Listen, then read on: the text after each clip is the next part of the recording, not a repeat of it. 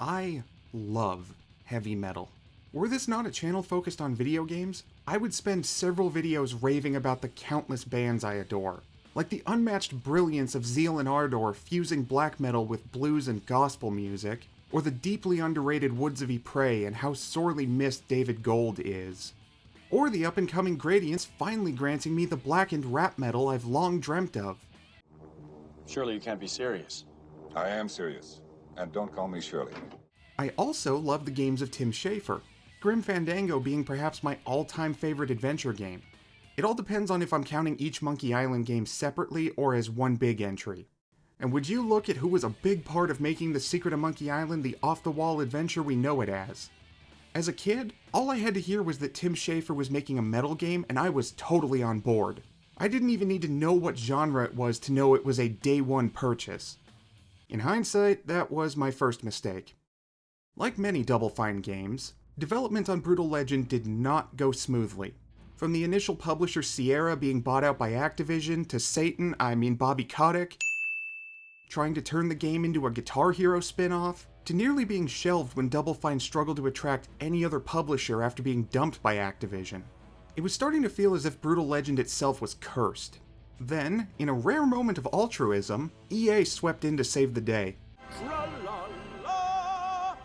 By this point, the warning sirens were blaring so loud that you'd think you were in Silent Hill, but I was too busy blasting what was likely a mixture of Korn, Metallica, System of a Down, and Slipknot to care. What? Just because I like gonzo extreme metal these days, I can't admit to enjoying more mainstream stuff too? Anyone up for some black jazz death trance? Hey, can it me? I'm trying to convince the normies here that I'm one of them. Heh, good luck with that, loser. Fucking hate that guy. As with pretty much any other time EA has a moment of looking like the good guy, it wasn't long before they were back to their meddling ways.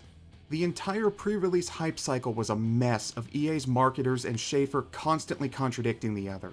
Though what made it weird this time was that it was EA pushing the story and the single player, while Schafer insisted that Brütal Legend was a multiplayer game at its heart. So on one side, it seemed as if we had the promise of a heavy metal hack and slash starring Jack Black, which also possessed a multiplayer mode, and on the other side, a multiplayer action strategy game that just so happened to have a single player campaign. I was convinced that EA was making Schafer shill the multiplayer at every event he attended, because forcing multiplayer into everything was just sort of what everyone did at the time. Surely that wouldn't be the focus, right? It was just some cute side thing that they did for fun because Double Fine are wacky like that, right? Not right. Not right? That's right. And as it was Dimmadone foretold, I would learn on October 13th, 2009 that the demo fucking lied to me. Sorry, nearly 16 years later and I'm still salty about that. The bloody open-world hack and slash with an amazing visual design and even better soundtrack I had been promised by the demo was revealed to be nothing but a marketing deception. Turns out that Tim Schafer and Double Fine had legitimately wanted to make a multiplayer-focused strategy game, and all along it had been EA pushing for more single-player. And people think strange shit only happens in current year. Despite my disappointment, I still tried my damnedest to love Brütal Legend. It wasn't Double Fine's fault that EA are bigger liars than Jimmy Page. I mean, why even agree to publish Brütal Legend if you didn't like the developer's vision for it? You know, besides the fact that corporate executives tend to only be slightly more intelligent than the average bulldog and nowhere near as cute. But for all my young self's desperate attempts to gaslight himself into thinking that he truly loved Brütal Legend, it just wasn't possible. No amount of hilarious lines, "Oh man, don't tell me I've been slaying hot girls this whole time." metal legends, Well, it's about fucking time. half-naked King Diamond Amazons with copious underboob, the best boob, or Tim Curry S&M demons could get me to have any fun with the damnable stage battles. And so, with a heavy heart, I traded my copy of Brütal Legend in at the local Hastings for chump change. Though still more than GameStop would have given me. I guess it was only a matter of time before things came full circle and I made a video on Brütal Legend, though admittedly I hadn't planned on making one so soon. Then Double Fine put the 2013 PC port of Brütal Legend up for free for 666 minutes in honor of Ozzy Osbourne's passing right as I was taking my break from editing, and it felt like fate. Metal fate. Heavy metal fate. New wave of British heavy... Okay, I'll stop. You play as the old-school heavy metal roadie Eddie Riggs, who, despite his love for the glory days of metal, has found himself working as a roadie for the MySpace core poser band Cabbage Boy.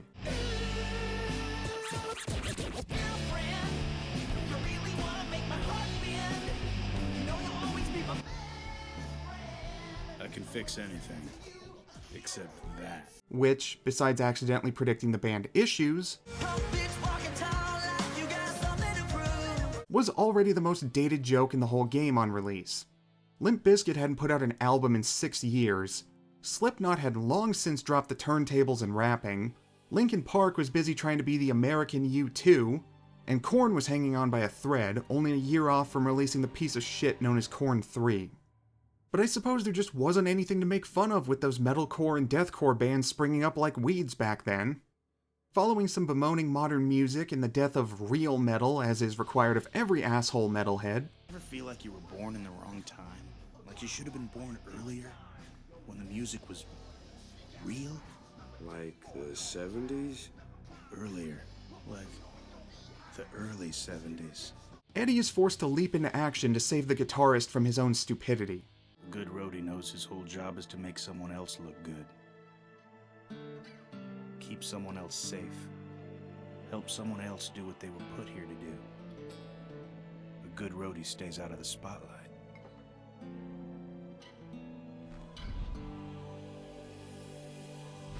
If he's doing his job right, you don't even know he's there. Once in a while, he might step on stage just to fix a problem, to set something right. But then before you even realize he was there, or what he did, he's gone. Well, there you have it. That's our story. Stan's dead. Good night. But before we can roll credits, some of Eddie's blood drips onto his belt buckle, summoning the metal god Ormagoden. With one mighty roar, the divine beast decapitates 3/4 of Cabbage Boy, the bassist being the only one smart enough to get the fuck out of there.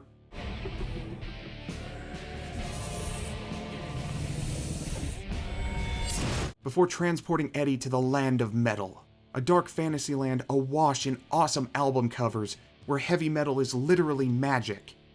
Forced to defend himself from crazed cultists and demon nuns. Kinda sexy, though, in a weird way.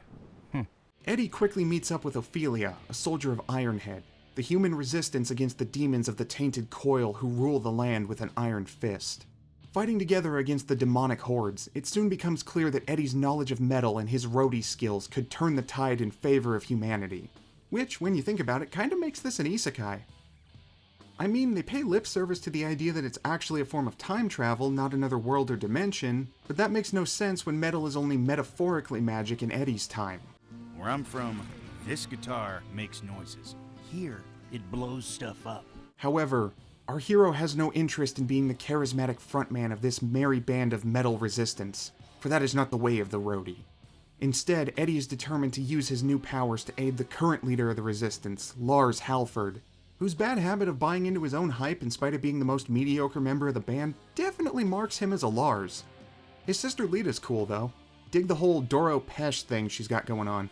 Oh, and there's also Mangus, Eddie's roadie apprentice who just sort of appears at one point and everyone acts like they know him. The Pinky and the Brain. And Larry. It's Pinky and the Brain. And Larry. Together, they will recruit the most metal army the world has ever known, overthrow the collaborator Lion White and his glam rock sellouts, and then take the fight to the Tainted Coil and Emperor Doviculus himself. I'm sure everything will go horribly wrong. At the start, Brutal Legend plays like a fairly simple hack and slash, with attacks consisting of a whopping 2 buttons, A for melee and X for ranged guitar magic. Insert the button in the same position if playing with a different controller. Press both for a ground smash, or guard with B, though if you're locked on, that guard turns into a dodge roll if you so much as sneeze in the general direction of the thumbstick. Which, thanks to the number of Souls-likes I've played in the intervening years ingraining themselves on my muscle memory, frequently led me to blocking when I wanted to dodge and dodging when I wanted to block. When it comes to how the combat feels, I don't know if a patch changed something or if I've just been spoiled by newer games, but combat in Brutal Legend feels weak. Melee attacks lack a sense of impact or weight, and the gore just sort of happens with no rhyme or reason. It's hard to find dismembering my foes satisfying when my axe doesn't appear to even connect with the body part in question. I swear I remember enjoying Brutal Legends combat when I played it back in the day. It's the reason I enjoyed the demo so much. So either I was easily impressed back then, Oh my god! Movable printed type! or changes were made in the time between the original 09 release and this PC port. Now driving around the open world and appreciating the scenery as I cruelly run over as many of the Metal God's creations as I can, that remains fun as hell. For one, they absolutely nailed the driving controls. Just like with combat, things are kept nice and simple with the usual triggers for acceleration and braking, B for the handbrake, a click of the left stick for nitro, and once upgraded, A and X for the primary and secondary weapons respectively. That simplicity enabled Double Fine to focus on making the controls as tight as possible. Not once in the whole game did I feel like I didn't have complete control over the deuce. Or am I supposed to call it the Druid Plow like Eddie does?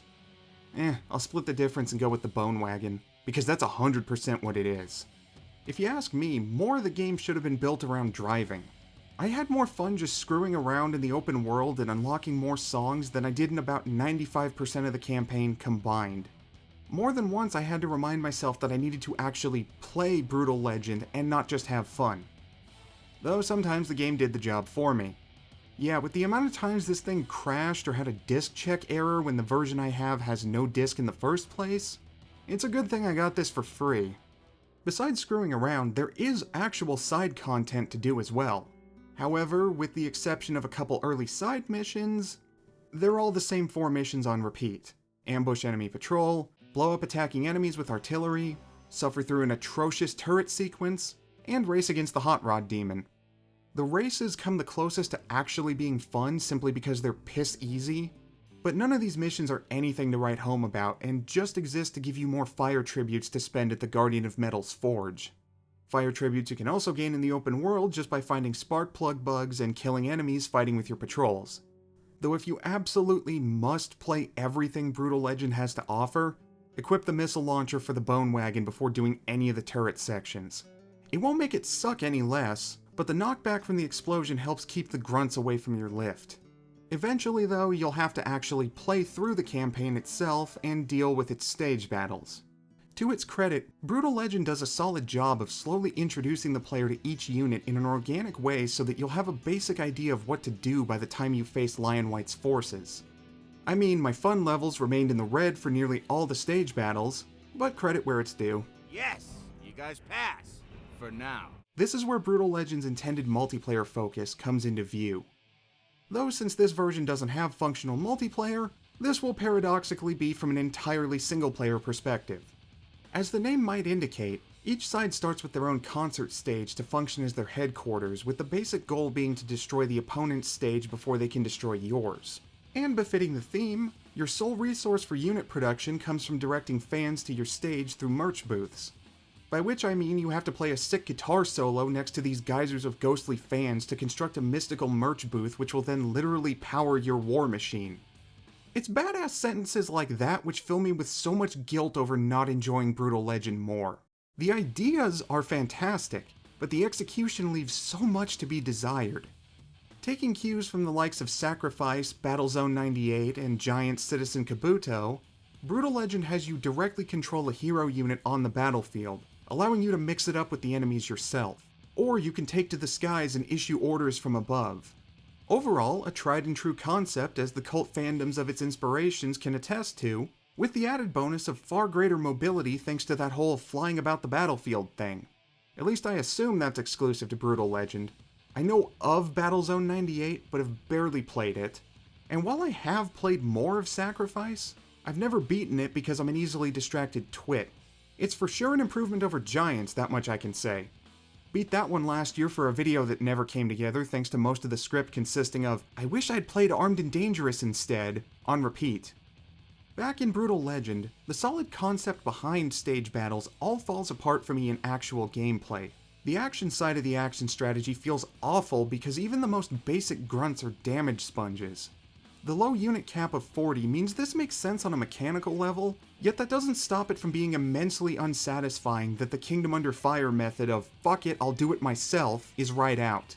Getting access to the face melter guitar solo so early on only dulls the fun more. Nothing like getting an AoE nuke right out of the gate to ruin any desire to play the game properly. Beyond the face melter being way too OP, the guitar solos themselves are probably the one aspect of stage battles which acquits itself well. Giving the player access to various spells cached through a little Ocarina of Time style minigame is a clever way to mix up gameplay that doesn't overstay its welcome. Even if it does make part of me wish I had a metal as fuck game which takes so many cues from 3D Zeldas that it borders on copyright infringement. Alright, Darksiders. Why couldn't you have been the one with Ozzy Osbourne? On the strategy side of things, look, I'm terrible at real-time strategy games and have somehow gotten worse as the years go by. It's the reason I keep failing to cover a true blue RTS on this channel.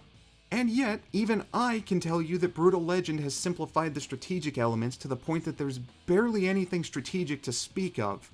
Attack that point, follow me, guard this spot, and go to the spot I marked are the only orders you can issue, and only to those in earshot.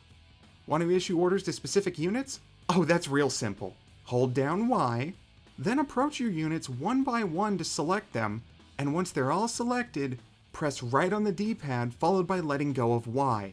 No ability to group units or select all of a single type or anything like that.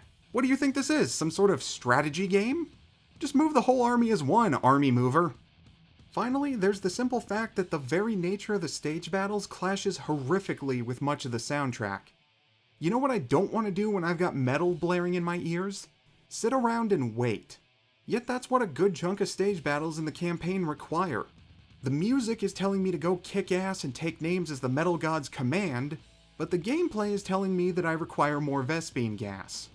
It's less of a problem in the Drowning Dooms sections later in the game since their music is tailored around symphonic black metal and melodeath, so there's a slower component to the music in those stage battles. But those early ones against Lion White aren't so lucky. There I'm being taunted with high energy tracks while I wait for my units to be built. While you're at it, you may as well replace Klonoa's soundtrack with nothing but Celtic Frost. Actually... Later that night... It was funny at first, but it didn't make the ending any less sad. So if playing Brütal Legend is such a chore for me, why even make a video on it when I had no problem dropping any plans to do a Giants video for similar reasons? The answer is quite simple. The aesthetic. This fucking immaculate aesthetic, man. When the graphic design team asked Tim Schafer which metal album covers he wanted them to take cues from, he answered, all of them. All of them? Once you get to the land of metal, every single frame looks like it belongs on the side of some dude's van. The ultimate canvas of all things heavy and or metal. Just in the starting area, you have chrome trees with muffler branches surrounded by a grove of gigantic swords. A shattered highway bathed in red from a distant erupting volcano. Mount Rockmore. And you bet your ass all of this looks even more awesome when a storm rolls in. This is why I say that driving around exploring the map is the most entertaining part of this game. Double Fine created a beautifully brutal tribute to metal in nearly all its forms with equally over-the-top lore to boot. Far more effort than needed for a competitive multiplayer game with a little bit of single-player tacked on. It begs to be explored further. Not just because they had to cut the Tainted Coil's planned homeland entirely, but because this is such a finely crafted world that I desperately want to interact with. We're all but drowning in dark fantasy games with settings that are barely more than a copy of FromSoft's best outings. Yet I have to spend the rest of my life blue-balled on this kitchen sink approach to fantasy and heavy metal? That's correct. And then we have the bold decision to go in an exaggerated, cartoony direction for most of the character designs. It's like a DreamWorks movie stumbled through Vakken open air and came out the other side covered in leather and spikes. But, you know, a good DreamWorks movie. Starring Jack Black. Unfortunately, I can't remember the name of that movie where he played a Kung Fu Panda, so let's just move on. The only exceptions to this cartoony style are the characters using the likenesses of actual metal legends. There is still a bit of exaggeration to keep them in line with the rest of the art style, but there's not exactly any mystery as to who is playing the Killmaster, the Guardian of Metal, or the leader of the Fire Barons. Actually, the only one who doesn't get their likeness recreated in-game is Lita Ford, who plays Rima, the leader of the Zalya, the face-painted, underboobastic Amazons I mentioned near the start. And yes, I think it's weird too that she doesn't play the character named after her. What demon have you allowed to follow you home this time? Oh, hello. And where I'd normally make some remark about the ridiculousness of the Zalia's outfits, well, it's in line with the kind of album art that inspired their concept in the first place. If anything, the real problem is that there isn't nearly enough man service to match the fan service. There are 2 Man-O-War songs on the soundtrack, yet not a single oiled-up muscle man in sight. It ain't natural. Speaking of that soundtrack, Brütal Legend technically has 2. The 107 licensed songs hand-picked by Tim Schafer, and an original score by Peter McConnell, the latter of which I feel doesn't get enough acknowledgement. While no slouch in the metal department with his work on Full Throttle, McConnell went full Metallica with Brütal Legend.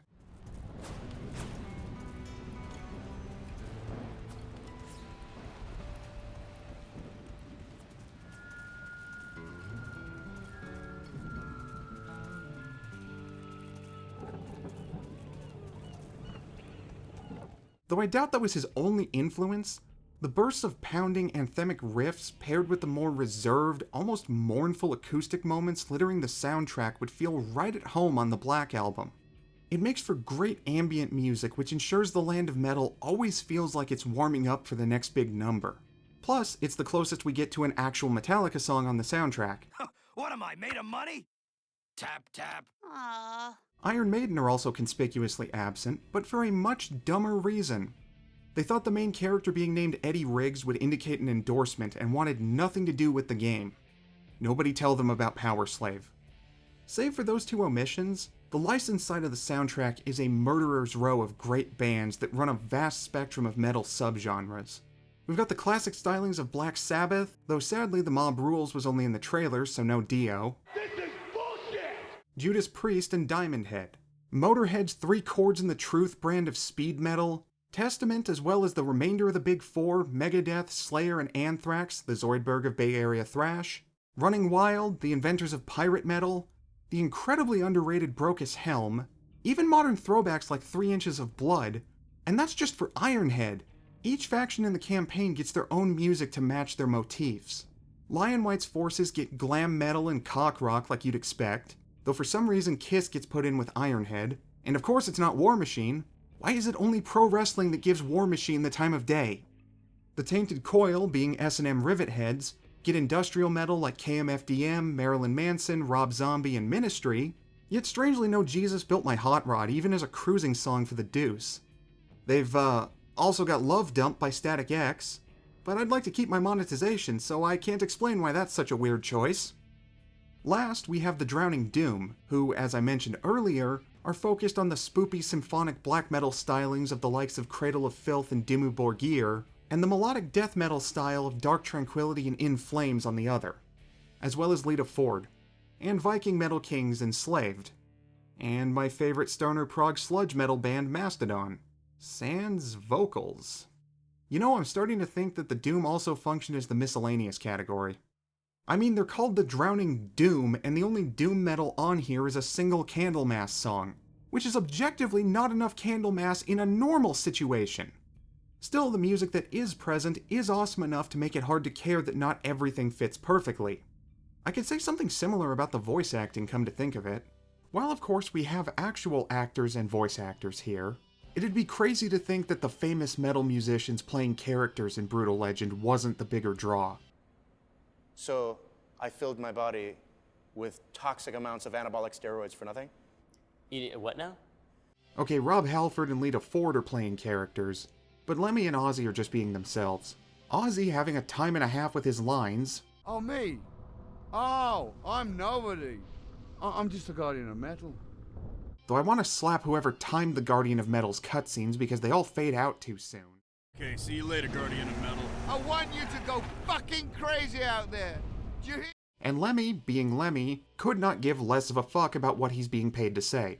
Oh, you're fighting Lion White. Why didn't you say so? I hate that bastard. All the while, poor Rob and Lita are genuinely trying their best to act on par with the trained voice actors. He gave us the skills to defend ourselves when the Blackwater last rose. Rob even pulling double duty as both his younger self leading the Fire Barons and General Lion White. I've never liked this town anyway. I don't know what's gotten into you, Lars, but I know one thing. You will regret what you've started here. Not true. The Zolia do it all the time. The who? The Zolia. These beast companions and... protectors. Call me weird, most people do. But these performances all add a charm to Brütal Legend that I think it would have lacked had they gone with an entirely professional cast. Besides, we've got Jack Black and Tim Curry locked in a ham-off for the majority of the game, so it's not as if we're hurting for legitimately good performances either. I told you not to climb on that, you stupid mother! Fucking piece of shit! Though it is another spot where Metallica could have come in handy were it not for their greed. Ha! Looks like Shrimpo doesn't like how we're treating his humans. Yeah, treating his humans. Man, why do you always do that thing where you say yeah and repeat whatever I just said? I see it as a sort of signature, a verbal flourish that sets me apart in a world of rampant conformity. Yeah. Yes, that was legitimately James Hetfield and Lars Ulrich in a Disney cartoon. And yes, it was all just a cheap excuse to show an unaltered Dave the Barbarian clip. Any which way, let's get to the story. I wish I could help them, but I mean, what do you do with a bunch of kids who don't know how to do anything but bang their heads all day long? You start a revolution, Lars. If there's one thing I can count on when it comes to Tim Schafer working on a game, it's that the jokes are going to be on point. Bring your best engineer and meet me in the northeast field. I got a plan. Mangus, are you an engineer? What's an engineer? No idea. Come with me. And indeed, the humor is what salvages an extremely rushed narrative. The first act with Lion White is paced decently enough to offer some breathing room to world build and develop the characters a bit, but once he's defeated and... We interrupt this video to warn you of spoilers. Dangerous in both their story and pro wrestler forms, spoilers should only be faced by the boldest of viewers. If you believe that you are not up to the task, we recommend that you skip ahead to the conclusion here. But it was a small price to pay to bring back the Barbadog, available seasonally at participating PALS locations. What was I talking about before this? Ah yes, killing glam metal. Once you've defeated Lion White, Diviculus shows up to bring the hammer down on the humans and starts rambling about someone named Sikoria. But what I cannot comprehend is, why do you live amongst these humans? Your mission was to spy on them, not to join them. Then Lars, being the dipshit he is, decides to posture to the demonic emperor with the big fuck-off spear. Well, in that case...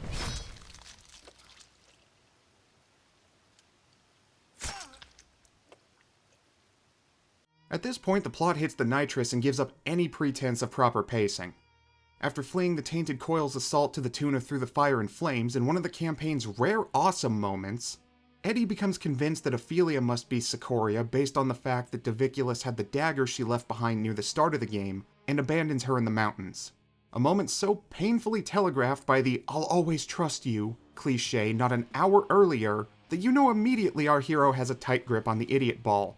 Not helping matters is how the game stops any sort of natural world building and starts having characters talk about things like the Sea of Black Tears and the Black Tear Rebellion like Eddie, and by extension the player, is supposed to know what they're rambling about. However, the only way you're going to know what these things are is if you go around unlocking all the lore statues. In short, the Sea of Black Tears is the tears of the goddess Etulia, who wept unconsolably after being used to lure Omegodon to his death as part of the creation myth of the Land of Metal. Any human who drinks from the sea becomes prone to fits of homicidal madness in true Norwegian black metal tradition. And then somehow the children of these so-called tear drinkers become depressed goths forever compelled to drink from the sea themselves. I will pagans trotting this conservative hell that is Norway. Abandoned and cast aside by her remaining friends and her love interest, Ophelia embraces her goth side and next appears as the leader of the Drowning Doom. Hey, look, Eddie. I finally got myself a car. It's got a special seat in the back, just for you. Oh, boner nut now. Sadly, for as cool of an intro as she gets, her absolute upgrade of a makeover, and the damn near perfect use of Mr. Crowley for a later flashback, the The story is racing at such a blistering pace by this point that drowned Ophelia doesn't get half the chance to shine that Lionwhite got, despite her faction actually being present in the multiplayer. Not counting the first stage battle against the Doom prior to drowned Ophelia's appearance, you get all of a single battle in the dry ice mines before it's off to the final confrontation. Props for the use of her ghost in the fog at the start of the dry ice mines battle, though. The fight itself is nothing special, but it's hard not to feel a little invested the moment you hear Doug Bradley's opening narration. Then the final battle against the Doom continues the trend of excellent music choices, with a frankly perfect cutscene of Eddie dreaming of what might have been with Ophelia set to Holiday by Scorpions, before his dream is cut short by the sounds of battle as the screams of Mirror Thrones So Frail take over in sync with Eddie's demonic transformation. And hey, this stage battle is almost fun! I'm so very tired. I have to actually keep my head on a swivel to prevent drowning Doom forces from overrunning my troops as they free up fan geysers. I even need to do more than just build a bunch of units and send them across the bridge. First, I need to take down the towers powering the death barrier protecting the Doom stage by using the double team with my new unit, the Rock Crusher. Wait, did I forget to talk about double teams during the gameplay section? Shit. Well, each unit gets a unique double team move with your hero character, and I forgot about them because I rarely remembered about them when I was playing the game. The most useful one I found beyond the Rock Crusher's kill everything in this general vicinity attack was with the Razor Girls, but that could have been because they're OP in general. I spammed them for most of the campaign and didn't have any trouble until the final battle, which is up next. The road can be a lonely place, don't you think?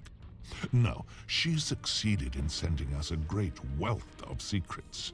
Not from the future, but from our past. Through the vessel of her own child. Thank you, son of Sakoria, for completing your mother's mission, for teaching us the secrets of the Titans, and ensuring our rule over this land forever. But you said... That I smelled her blood in the temple. I did. Just as I can smell it now. Coursing through your veins. Sensing that the game's budget is running out, Doviculus crashes Eddie's confrontation with drowned Ophelia to steal the kill. Ophelia!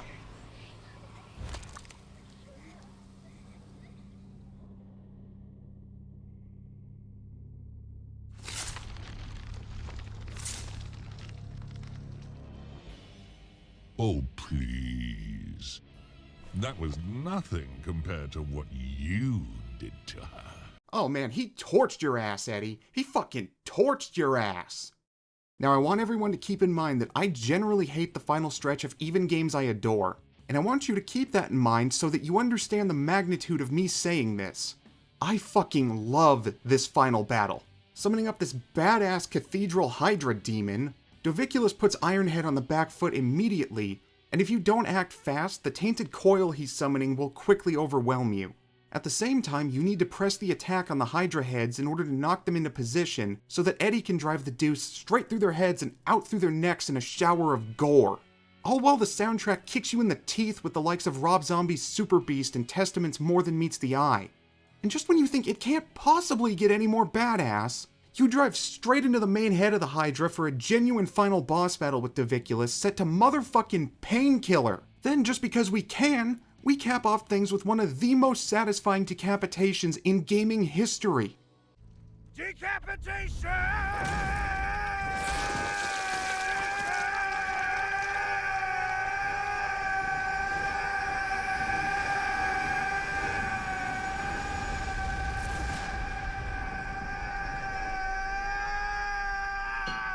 Where was this game the whole time, and why couldn't any of the last 6 hours been even close to it?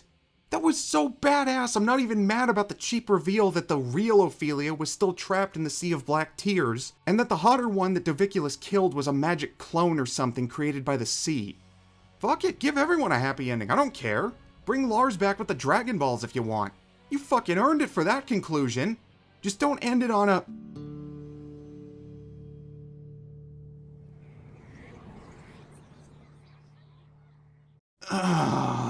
Of course it ends on a cliffhanger that's never going to be resolved.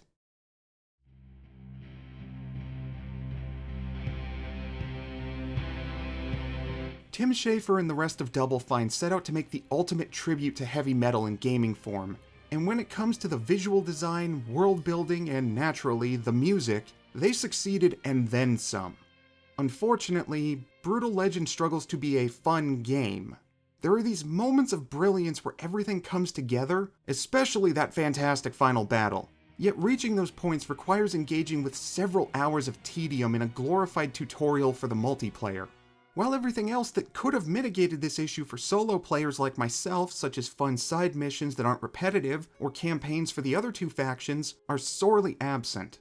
The one consistently enjoyable part of the campaign being when you're driving around and taking in the world the developers made. In other words, when you're actively avoiding playing the game. And I just find myself depressed about this because the passion behind Brütal Legend is obvious well before the credits roll, and you see that they took the time to film everyone who helped make this game happen. It could not more clearly be a labor of love that Double Fine walked through hellfire to get out the door. Saying that I don't like it feels like I have to tell the sweet old lady across the street that I don't like cake when she threw out her back making one for me. There's a wide world of potential with Brütal Legend, and I can see dozens of ways it could have worked for me. If it had been a God of War style action adventure, if it had been Heavy Metal Zelda before Darksiders took that crown, or hell, if the single player had been dropped entirely in order to refine and expand the multiplayer. Okay, I probably wouldn't have played it in that case, but Brütal Legend would have almost certainly found a stronger initial fan base on a far smaller budget. Lemmy never worked for cheap. It's that vast potential that I want to see fulfilled more than anything. Despite all my gripes with the game itself, I would be more than happy to see Double Fine revisit Brütal Legend and the Land of Metal, preferably after escaping the ravenous maw of Microsoft, because there's no way that a developer like Double Fine survives for much longer under them. Remember when stupid people thought Microsoft was going to save gaming? I remember. If you'd like to play Brütal Legend for yourself, it remains widely available digitally, and since scalpers haven't gotten their claws in 360 and PS3 games yet, physical versions are dirt cheap as well. From what I understand, the Steam version of the PC port I played has functional multiplayer too, if that's your thing. And with any luck, that's where the game comes alive. That's all for this one. Next time we'll be going back to my RPG comfort zone as we take a look at Star Ocean, the second story R. I said you have to take responsibility for this. Look at me. I'm permanently disfigured. I'll see you then.